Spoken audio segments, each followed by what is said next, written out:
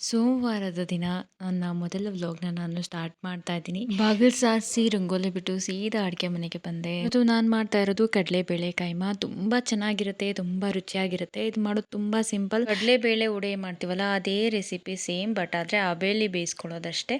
ತುಂಬಾ ಹೆಲ್ದಿ ಹಾಗೆ ತುಂಬಾ ರುಚಿಯಾಗಿರುತ್ತೆ. ಆನಂತರ ಕೆಲ್ಸಕ್ಕೆ ಹೋಗಿ ಕೆಲಸದಿಂದ ಒಂದು 5 ಗಂಟೆಗೆ ವಾಪಸ್ ಬಂದೆ. ಅಡುಗೆ ಮನೆ ಕೆಲಸನ ಮುಗಿಸ್ಕೊಂಡು ಸ್ನಾನಕ್ಕೆ ಹೋಗಿ ಸ್ನಾನ ಮಾಡ್ಕೊಂಡು ಬಂದು ಹಾಗೆ ತೊಳೆದಿರೋ ಬಟ್ಟೆ ಎಲ್ಲ ಒಣಗಾಕಿ ನಾನು ದೇವ್ರ ಪೂಜೆಗೆ ರೆಡಿ ಮಾಡ್ಕೋತಾ ಇದ್ದೀನಿ ಎಲ್ಲಾನು. ಬೆಳಿಗ್ಗೆ ಬೆಟ್ಟದನೆಲ್ಲ ಕಾಯಿ ಜ್ಯೂಸ್ ಕೊಟ್ಟಿದ್ದೆ. ಅದಾದ್ಮೇಲೆ ನಾನೇನು ತಿಂದಿಲ್ಲ.